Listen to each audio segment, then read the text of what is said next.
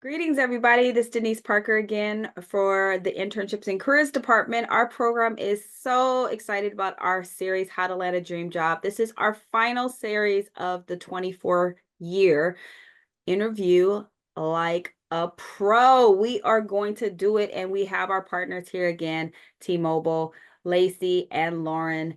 Go ahead and introduce yourselves and just tell us who you are real quick. Hi, everybody. Thank you so much for having us today. It's great to be here. I'm Lacey Craig. I'm a senior program manager on the military and diversity recruiting team here at T-Mobile. Hi, everybody. I'm Lauren Satterwhite. I'm also a program manager. I work alongside Lacey. I help support a lot of our retail roles and internships. Awesome. And again, this is NCRF, National College Resources Foundation's Internships and Careers Program. We are here to help you from college careers and beyond. If you want to follow us, go to our NCRF TV network to like and subscribe so that you get more content just like this. Our How to Land a Dream Job series is on there. And also follow us on all socials at NCR Foundation. Go ahead, Lacey and Lauren, go ahead and take it away. We're going to start the conversation, Interview Like a Pro. Awesome. I'm going to go ahead and share my screen. Okay. For some reason, it went to the middle of the presentation. So let me just scroll back here. Can you guys see it okay? Awesome. Well, thank you guys so much for joining us today to talk about networking and interviewing. These are two super critical things to really have some additional insight into and become as much of a pro as possible before you get into this scenario. So Lauren and I are going to share some of the open roles that we have here at T-Mobile to consider in terms of, looking at job availability, and then also how to best start with networking and some tips for STAR interview method. So I'll go ahead and just launch in. I think that when you're looking at starting with your career search, you want to be aware of what the mission and the vision is of the company that you're looking for. So for here at T-Mobile, we aim to be the best in the world at connecting customers in their world.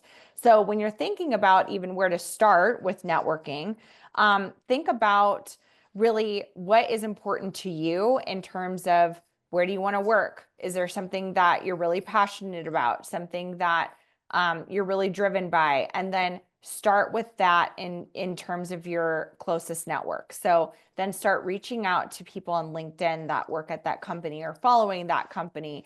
And that's where you can really strengthen your network in understanding what their company mission is, what their vision is, and how does that connect to you? How does that relate to you? And is that something that you want to do and be a part of? It's also important to think about why you love this opportunity. When you go into a job interview or you're even networking with somebody, it's always the easiest to break the ice by having some sort of common ground or common conversation. So thinking about why you might love, an opportunity with that company, or why you're interested in that company, or even talking to that person, or these are great things to ask them. So if you're starting networking with someone that works at a company you're interested in, these are 10 great things to ask them about in terms of why they love the company they're working for. What is the culture like? What can you do in terms of growth and development? What are the benefits like? Do I get paid for training? What are maybe the pay ranges? What is the atmosphere like? Is the company embracing of people from different backgrounds and maybe diversity? Like where does the company stand on that? And so I love this because there's not one of these 10 points that I couldn't tell you a reason why I love T-Mobile, but also why these things are important to me as I was looking for, where I wanted to work and who I wanted to talk to. So thinking about this, these are great conversation starters. This is a great way to integrate in to the people that you're reaching out for in networking to understand why they love where they're at. Because that is more telling than reading Reddit or Glassdoor, because a lot of times people only go on there when they're maybe upset or have negative things to say about a company, but it's also important to understand some of the things that are important to you that might fit into that company culture. Lauren, anything else to add on this piece? No, I mean, do your research of the company and like Lacey said, find a common ground. That's going to be super important. Um, when you're being interviewed, folks want to be able to connect with you on that deeper level. It makes them remember you actually. Especially if you're able to relate to something that's at the company. It shows that you are able to adapt to the culture of that company. So that's all I add. Awesome. Okay, so also thinking about when you are looking at different pieces of the company and really where you want to go or grow and networking. Let's say you're interested in a job within a company. A really great thing that we do here at T-Mobile is we do something where we do a diverse hiring panel or interview panel for our different roles, and where you're meeting with individuals or leaders that are part of our employee resource groups. And that is to ensure that the candidate's experience from the very beginning, from the point of application, is identified in terms of being inclusive and really creating that environment from the very beginning of a place that you'd feel comfortable in. It's important that you do your research and kind of understand what different employee resource groups are available within the company. And then maybe it's connecting with different employee resource group members or leaders to understand more about the company. And that's another way to grow your network. So a lot of misconceptions from job seekers that I hear is, you have to network with a recruiter to get a job, or you have to network with that hiring manager to get the job. And actually, I think Lauren and I probably get more referrals from other employees that meet with candidates than that direct recruiter or hiring manager. So, really even looking at what employee resource groups that company has, who is maybe part of that employee resource group. So like for me, I'm one of the employee resource group that the entire chapter co-leads for Southern California.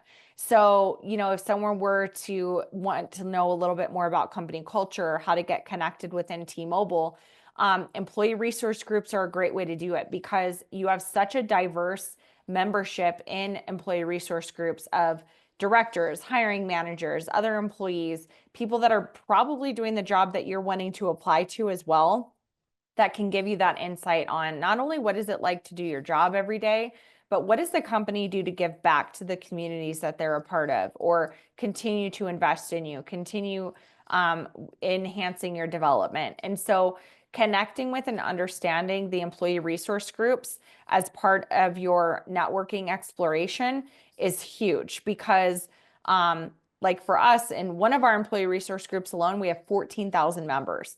So that's 14,000 opportunities to connect with people at T-Mobile that are in different jobs, located in different places, doing different things, have different backgrounds that you can learn from instead of one recruiter, one hiring manager. So really, when you're looking at broadening your network, connect with folks that are identifying with or posting on LinkedIn about community events that they're doing, employee resource groups that they're involved with, to really get a better or more deep understanding of what it is that that company is doing or what their job is. Lauren, anything I missed on that one? No, you covered it. All good.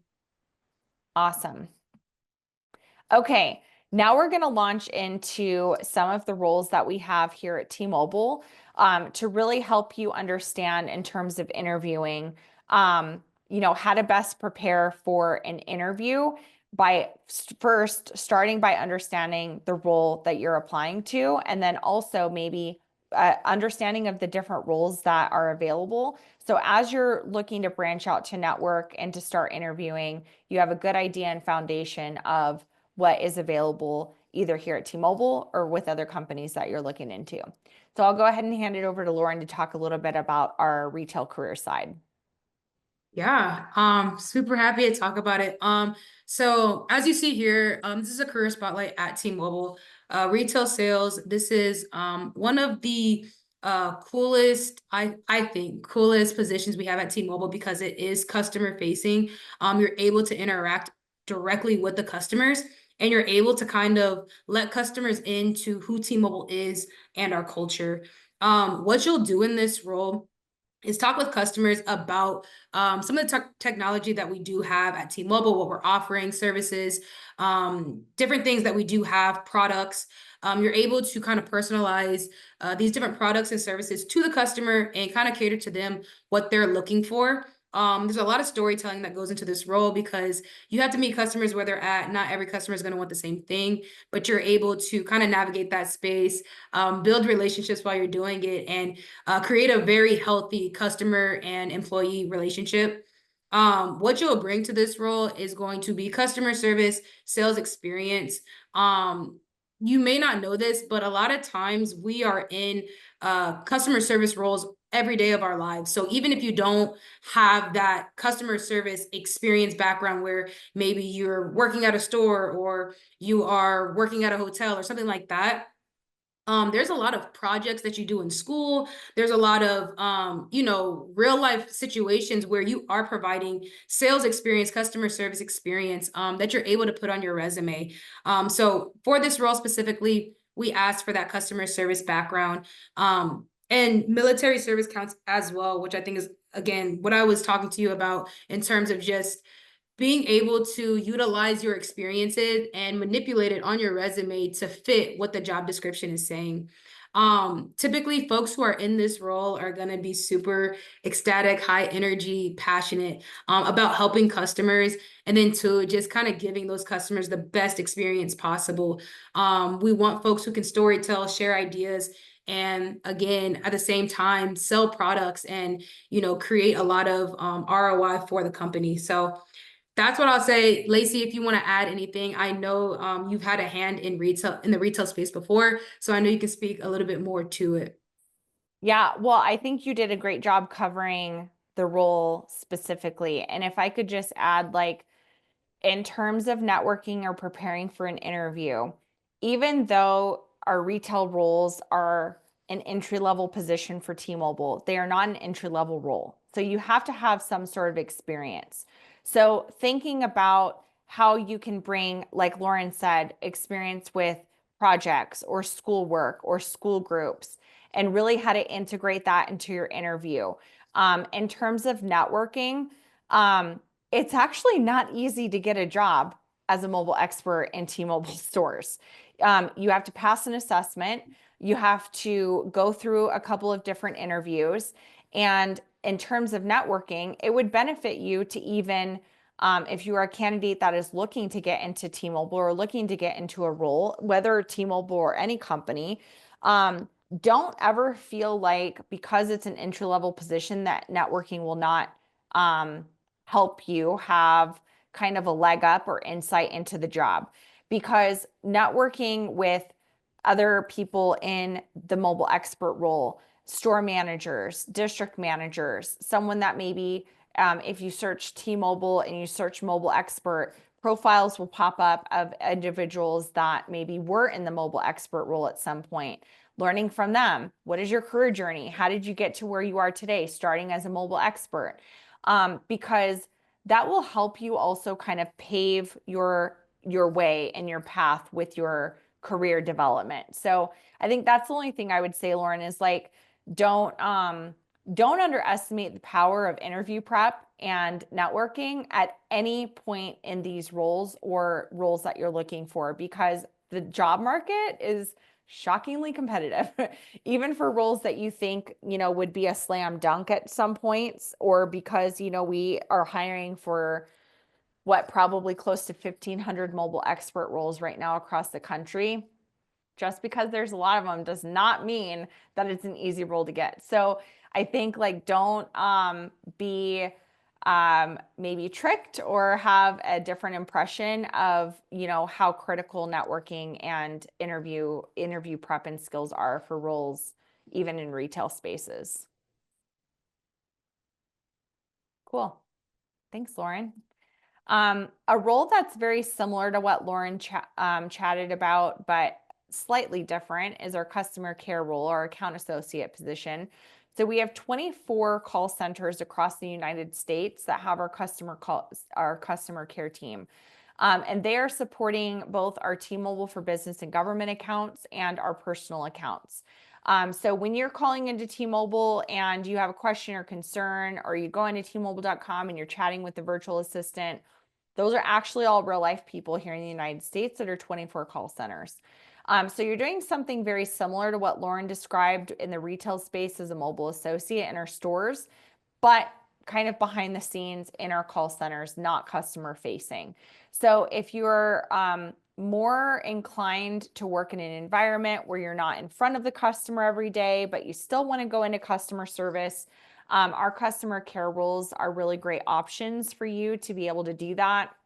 Very similar growth paths as our retail mobile expert roles. So you can come in as an account associate, you can move into a coach role, you can move into assistant store manager and retail. We have retail store managers, we have associate coaches. So there is career progression and development within the call centers as well. So kind of start when you're thinking about considering, where you want to go with your career. Another pivotal question to ask is, do I want to be customer facing and working customer experience, or do I, want to be a little bit more behind the scenes in customer service? And just being honest with that, like where you are with your comfort level of working face to face with people versus maybe in a call center or in a different building environment that supports the customer engagement. Another great opportunity, and this is where networking is critical, because our T-Mobile for Business and Government teams are growing like crazy. And we have so many of our T-Mobile employees that have started off in the retail space within our stores and our call centers that then have grown and advanced into our T-Mobile for Business and Government teams. And literally just last week, I found out that one of our district managers for our retail stores is moving into a similar position for T-Mobile for Business and Government as a leader, all because of networking with different leaders inside the company, showcasing their experience, talking with them about how they could get their foot in the door with that job. So networking does not stop when you get the job. If anything, networking is just as critical or more critical when you're in a position with a company in order to advance your career and make a name for yourself and continue to meet different leaders across different lines of business that can help you propel your career. So networking, don't ever think that just because you land the job, you don't have to network with people anymore, because networking inside the company you're with is just as important to get to the career goals that you have overall. And our T-Mobile for Business teams are a great example of that, because we don't hire directly into these positions a lot of times unless you have very extensive experience with this job. We're really looking for people within T-Mobile that have experience within our retail stores, call centers, and have that experience with customers and sales before they'll move into this line of business. So just another example of how critical it is to build your network, stay connected, and really strategize, how you're utilizing those networks and how often you're communicating with them. And then we have our back office positions. So these are any of our support roles, non-customer facing support roles that support all of the business that we make happen in our stores and call centers every day. So we have communications teams, human resources, technology, cybersecurity, digital, finance, marketing, legal. A quick story about networking at its best is I actually found out about the job that I have here at T-Mobile through networking. So one of my previous peers had come to T-Mobile in a role and was getting promoted into a different position. So their position was opening up. They shot me over a message and said, "Hey, I think that you would really love working for this company. Here's the job, here's the job posting. I think you should apply." I was able to see who the hiring manager was because, well, I guessed because they had reposted the job posting. And so I connected with the hiring manager, introduced myself, really made sure that I stood out above and beyond any other candidates that they would be considering for this position.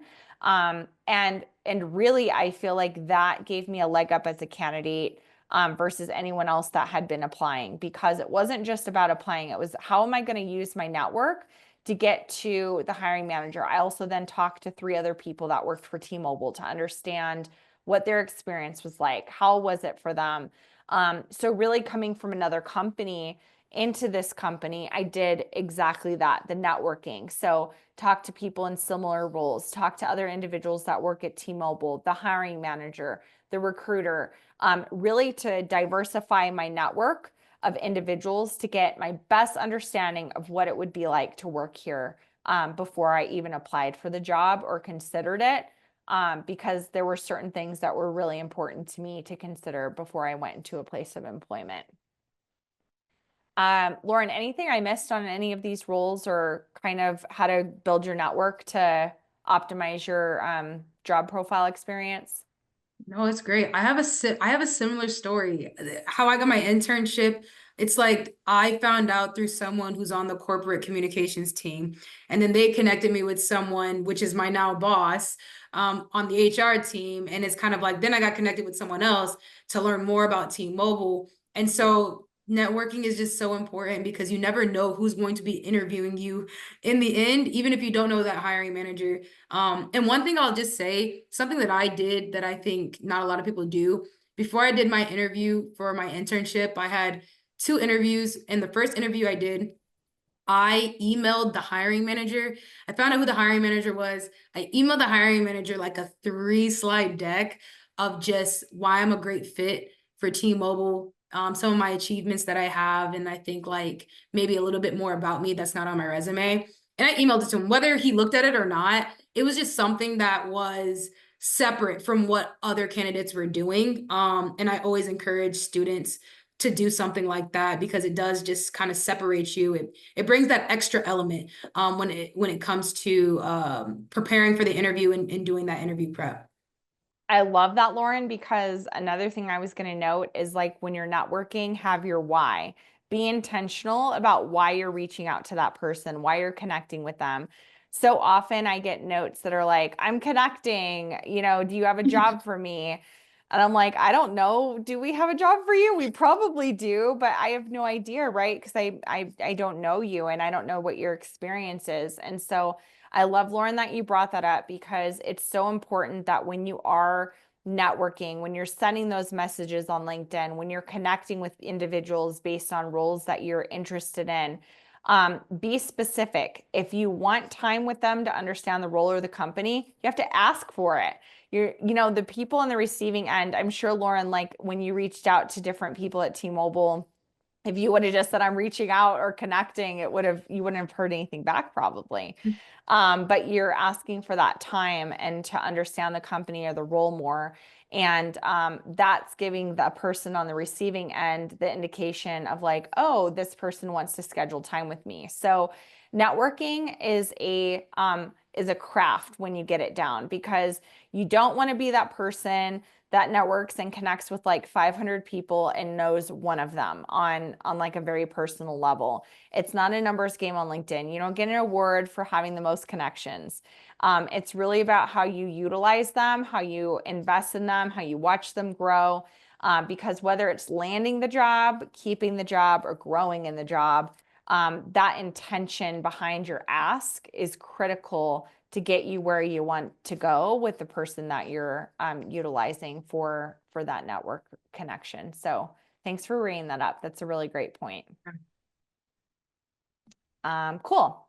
So I'm going to hand it back over to Lauren to talk about some internship opportunities and what you can do now to start getting ready for these roles that are posted. Absolutely. Cool. So yes, this is our internship, Magenta experience. That's what we call it. It's an 11-week full-time paid internship, that takes place in one of 5 places: Bellevue, Washington, Overland Park, Kansas, Frisco, Texas, Atlanta, Georgia, Reston, Virginia. And it happens typically in 2 cohorts. One that's May through August, the second June through September, depending on if you're on a quarter system or a semester system. What's cool about this opportunity, it's a hands-on experience. So you're given a project at the beginning of your internship and you work on this project throughout the whole internship, and then you're able to present in front of a group of leaders who can give you awesome feedback on your project, who can it's an opportunity for students to showcase their strengths, why they're an asset to the team, and just, again, showcase what they did at T-Mobile and why it's important. T-Mobile hands you projects that are important, that are gonna help the company. So they treat you like a full-time employee, and it's a really cool opportunity. And as I mentioned last time, just with my experience in terms of just networking my way in, what you can do now is, first, you can apply to an internship. People do all this networking, but like, you actually have to apply to the job as well. It's not going to just magically appear in a hiring manager's folder. You have to apply to the job. So we currently have our internships posted on our site now, across the enterprise. So marketing, legal, finance, IT, whatever you're interested in, we do have internships posted. Once you find something that you do really like and you align with, make sure your resume matches that job description. So if it's requiring skills or qualifications or different requirements, programs, whatever the case may be, make sure you can cater your resume to that job description, right? They're looking for the most qualified candidate. They're not going to look at someone who's good at a little bit of everything. That's always a good thing, but make sure you look at the qualifications and what they're asking and match it up with your resume. That's going to be the first case scenario. Second, if there's opportunity for you to find out who the hiring manager is, find out who the recruiter is, or again, someone from an ERG or just the company, it's always great to build that connection, because I think when you do apply to an internship and it asks if you are referred by someone or if you have a referral, I think you really just need like a name and email, or maybe just an email that you can share, and it kind of puts you into that referral category. So again, we're harping on building your network because it is so important to just have a few names that you can throw out there if needed. And then lastly, I'll some advice I'll give you in terms of the internship. The internship, like I said, is a hands-on experience, and they're looking for the most qualified candidate. And so when you're approaching interview prep and what to expect, make sure you know all you know about that role, all you know about what T-Mobile's doing in the tech space. Because even if you're applying to an HR role, it's so important to know what they're doing in the community, what they're doing in the tech space, what new products we have. The more information you have about the company, the easier it is going to be to interview with them and talk as if you're already an employee in that position. That's what helped me during my interview, is that I used words like game changer and agile. And these are like buzzwords for T-Mobile, right? And it made them realize, okay, like, she can fit with this culture because she's already using our slang. She's already putting herself in an employee's shoes. So that's just a few little nuggets I have. I'll go ahead and pass it to Lacey in case she has some extra nuggets to share. No, you hit it. I love it. And we, Lauren included the link down here for the internship. So if anybody is interested in kind of seeing what we have or more information about the internship, I think they just updated that landing page too, the careers, the internship page. So lots of great content on there too for you to see. Good job. Thanks, Lauren. Yeah.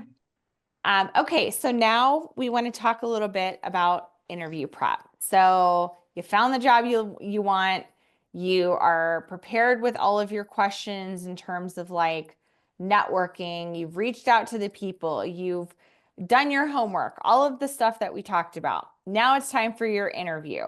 So a lot of this has already been covered in terms of what we've talked about with the prep piece. So doing your research, what have we been up to? Or what has the company been up to? Who's going to be doing your interview? That's so important, because I remember when I interviewed, like I interviewed with 3 people at a time, 3 different times.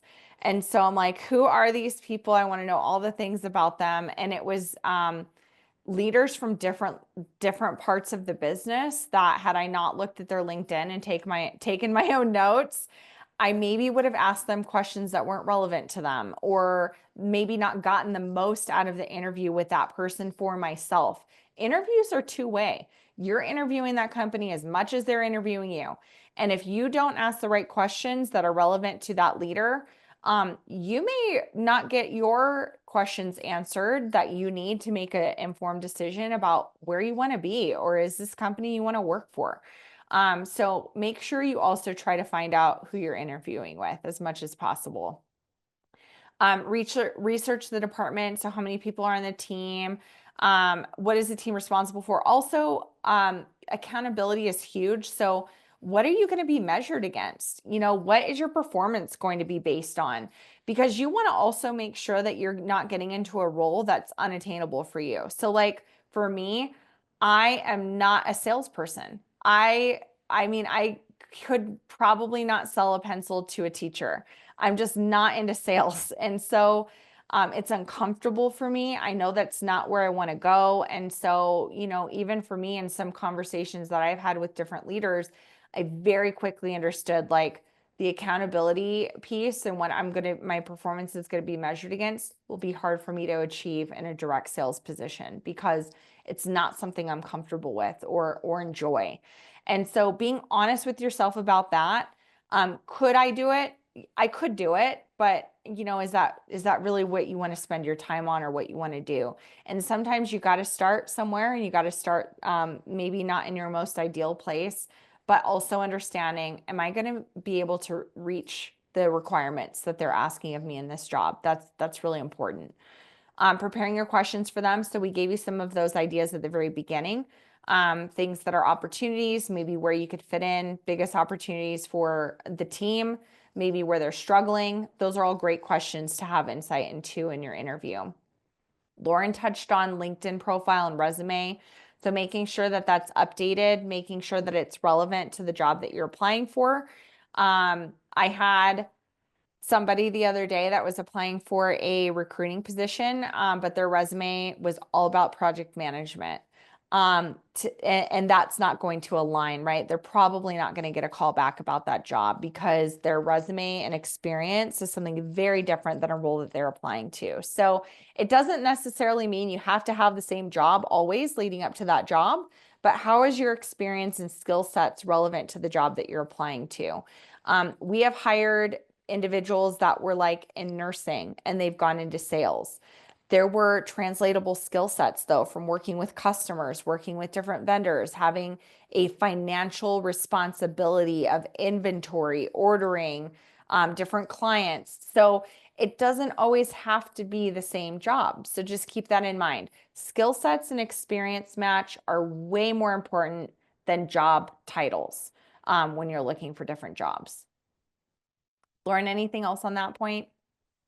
Use ChatGPT if you need help. That's it. Use AI. Totally. That's going to be your best friend. So you don't have to do it alone. AI is there to help you out. So that's all I'll add. Yeah, definitely. If you have a hard time like I do writing your own resume or matching that experience, use AI to help you out because it's always the hardest, I think, to talk about yourself or put all of your experience on paper. I love going over this one because you really set your own tone for your interview. I have interviewed with managers that I thought the minute I walked through the door, they just either did not like me or their life or their job or something. But it was up to me as the candidate to set the tone for myself and not let their vibe ruin or damper my experience or how I showed up as a candidate. So you be your own energy. Be prepared and on time. On time means early, so don't show up right at the time your interview starts. Show up early. If they're late, that's on them. That's not the impression you're making on them. Be dressed to impress, whatever that looks like. We love to add that on because, like here at T-Mobile, we are very casual, so we're about jeans, sneakers, t-shirts. So, while you can come in for an interview in business casual or a suit and tie, you will definitely be overdressed. But, I think understand the environment and the culture and the company you're applying to, and then dress according to that. Ask your questions and be ready to answer them too. Have your list of non-negotiables. So like I said, you're also interviewing them. If there are things that are important to you in terms of flexibility on scheduling. If you're a student or if you have another job, make sure that you're upfront with them about that, or understand that, what the time off requirement is, the pay range, growth opportunities. Any of those things that are important to you, like here at T-Mobile, we'll pay for your continued education. So we'll pay for your bachelor's degree, your master's degree. We have skill-based programs that we will pay for. If those are things that are important to you, ask those questions to that employer, so that you make sure that you get those answered, before you're even accepting that job. Embrace your nerves. So everyone gets nervous. Try to feed into that nervousness by being as prepared as possible, and counteracting that. So use that energy in a positive way to come through with a lot of energy. Tap into those nerves to really, come through with your best personality. Bring your energy, bring that sunshine. Make sure that you are setting the tone for your interview, regardless of the tone that's set by the interviewers, because they might be busy, they might have a lot more stuff going on, but you have one chance to make that impression with them. So make sure that you show up as your best self. And I always tell people too, like if something very dramatic happens to you the day that you are, scheduled for an interview, let's say you get into a car accident, there's something that happens personally at home, you're not feeling your best, it might be better to reschedule the interview than to show up and not show up as your best self. Interviewers or recruiters would much rather hear from you that, I'm really sorry, I need to reschedule, like there's something personally going on here. I want to make sure I'm giving you my full self and showing up my best, than showing up and having it be a terrible interview, because they can't get that time back either way, right? At least if you let them know ahead of time, they will appreciate that transparency. And by ahead of time, I don't mean 15 minutes, like as much notice as possible. But you owe it to yourself to show up at your very best, when possible. And make sure that when you are responding to your questions that you're utilizing some sort of format like the STAR model. I know there's multiple interview techniques out there. STAR model is usually the safest bet. And this really is describing the situation, which is setting the scene, describing the purpose or the task, explaining what you did, and sharing the outcome. I can tell you from my experience, the result or sharing the outcome is what's missed most in interviews. It's like you were doing an interview, the interviewee is super, like, gets off to a great start. Here's what happened. Like, I was in this situation. This is what happened. I had a conflict with a coworker. And then, we just figured out how to work together. That is not sharing the actual outcome. That's not explaining what you did. That's not sharing the outcome. Like, something happened between there. Did you talk to them? Did you resolve the problem? Did you level set on, how you weren't working well together, or what the conflict was? Make sure that you are describing all of that and not just saying like, well, we just dealt with it. We just dealt with working together because we had to. Because your interviewer is looking for things other than just the answer to your question. They are looking for critical skill sets, problem solving, conflict resolution, time management, like whatever the question entails. As much as we want to know about you, it's not so much about the story, it's about the pieces that went into it and the things that happened behind the scenes. So make sure that you are fully explaining this, but also it's a fine balance, because on the tail end, don't lose your audience. Don't make the story so long and go into so much of a tangent with your description or with your example that you lose your audience and they become disengaged. Because then they're gonna forget what the whole point of the question was and how you even are describing the situation or solving the problem, which is not what you want either. So really, it's I would say probably it depends on the role and the situation. But, if you can get through an answer probably in a minute or two, be precise, go through all of these steps of the STAR model, that's usually a sweet spot for interview questions. Anything outside of that, there are situations where maybe it's a multi-step process, a multi-step question that requires a little bit more in-depth answer. But really, that's usually the sweet spot of answers. And practicing this at home is great. Getting some note cards, writing some bullet points to make sure that you're hitting all of these points are a great way to practice when you're getting ready for an interview too. Lauren, anything to add on to the interviewing pieces? Yeah, set the tone, don't talk and run on sentences. And if you find yourself saying, and then I did this, and then she said this, and you're gonna lose the interviewer. So if you find yourself doing that, just cut it after the first and then, and keep it pushing, keep it concise to the point. The less you say, the bigger the result most of the time. So keep it concise to the point. It's your first impression, so be yourself, high energy, personality, show it. A lot of times give the interviewer something to remember, right? And a lot of times it's your personality. So if you're high energy, or if you're funny, whatever the case may be, they will remember it. So give them something to remember. And that's all I got, but this is great. Yeah, something I just thought of when you were answering that is it's also okay to ask the interviewer to repeat the question if you find yourself kind of going on that tangent. It's much better to stop yourself, say, I'm really sorry. Can you please repeat the answer so that I can answer it the most concisely as possible?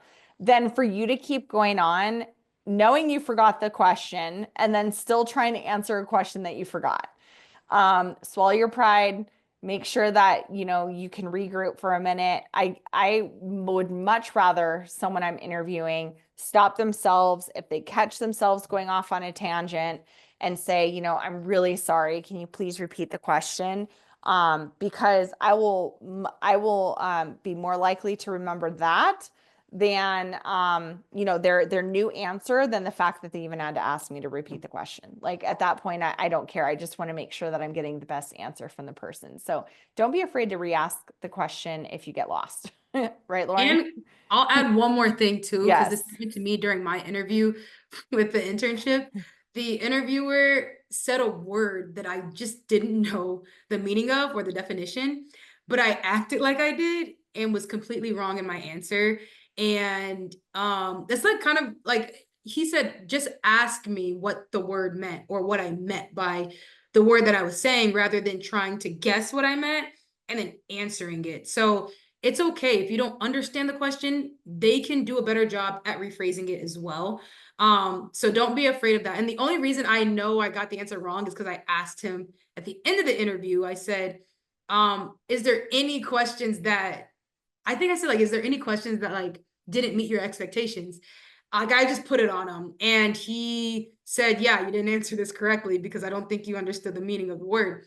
And so that feedback was like really good for me. Again, just because this is what I share with a lot of students, is just if you don't understand the question, just ask them to rephrase it.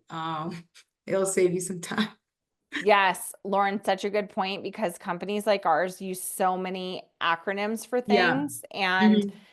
it's okay if you don't understand it. I mean, I was just on a call today with another team, and I used an acronym that they did not understand, and they stopped me and they said, before we continue, can you please explain to me what that means?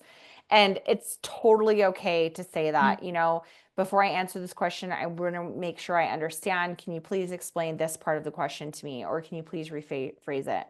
Good call, Lauren. That Yeah. happens to way more of us than you Yeah. think. And totally okay to stop and ask them that for your optimal success, for sure. Okay, so that's what we have for you guys in our presentation. We have a few minutes left. I want to go ahead and open it up to the group to see if there are any questions. Right now, this is the time to ask the question, so please do so. I would love for you guys to ask questions to this wonderful team, and I'll let you guys take the lead on the questions.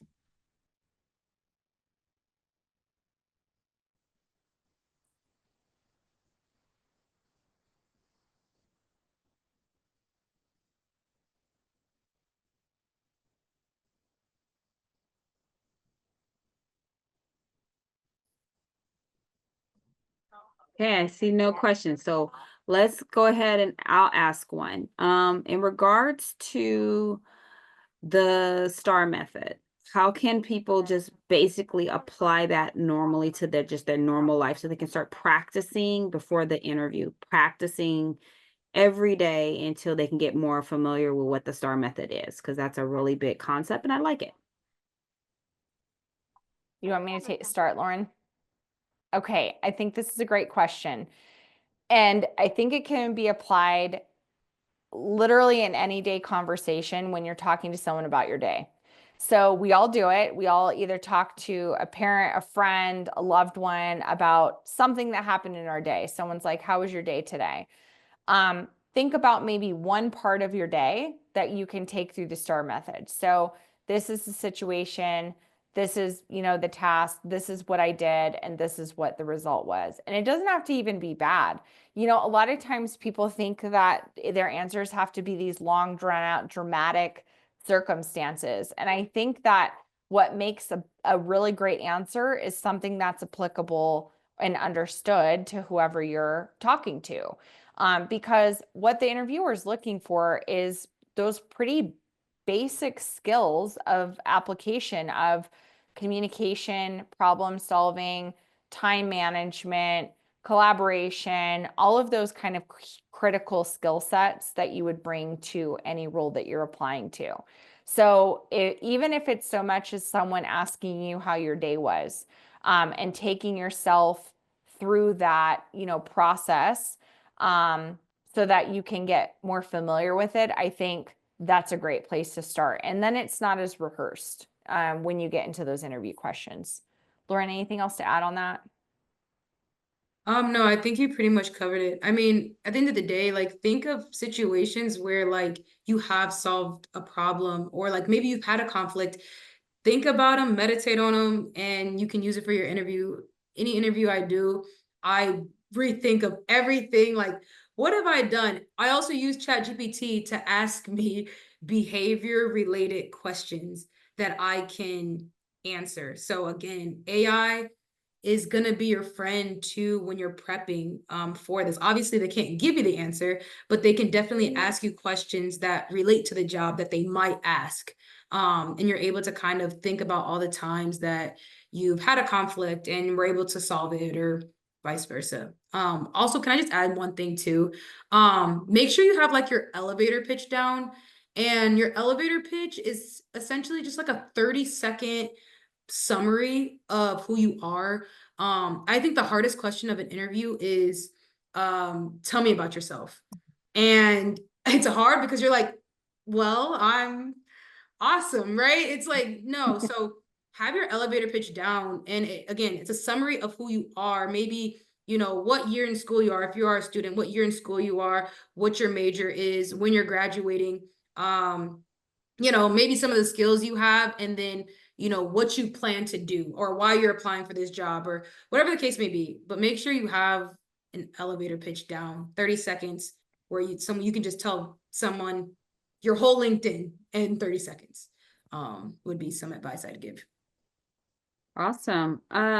That's okay. So we have people on the call. Does anybody have any questions and any scenarios that they want to share that they recently went through during an interview, or that they looked back and said, if I would have known this now, I would have done it differently? It's good to kind of reflect on the past interviews that you had, because it can actually help you to, work on some things that you need to improve upon. Anybody have any examples or things that they want to share or have a question about? No? Something, Denise, on that note that I'll just add to the group too, is that it's okay to ask for feedback after your interview, like Lauren mentioned. So whether it's there with the interviewer and, you ask if there's anything that did not meet their expectations, or if you're not comfortable doing that, if it's after the interview, it's completely okay to ask for that feedback, because that's the only way you find out what you need to improve on that could have made the difference of you getting the job or not. And so don't be afraid to do that, because it shows initiative, but it's also the way you ask. So don't be the candidate that I've encountered in the past that says, I'm fully qualified for this job. I really need to understand why I didn't get it. That's probably not going to go over very well. You really need to maybe rephrase it in a way that is showing that you want to learn from it and it's productive. Right. Go ahead and read that, Lauren.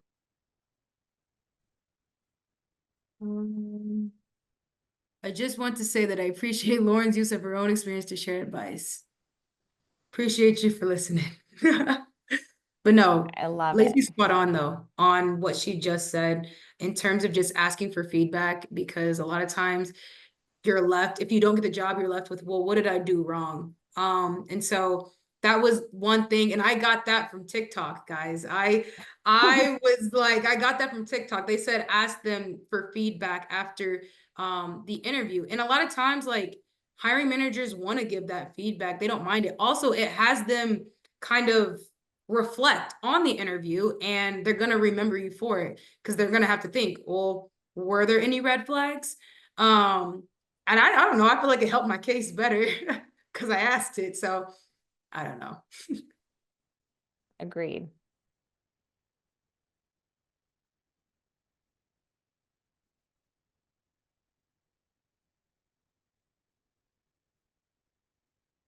All right. So we're going to go ahead and close this session out if nobody has any further questions. So I would love for you guys to stay on as long as you can before we close out. If not, thank you guys for joining us once again for this entire session and interview like a networking interview like a pro.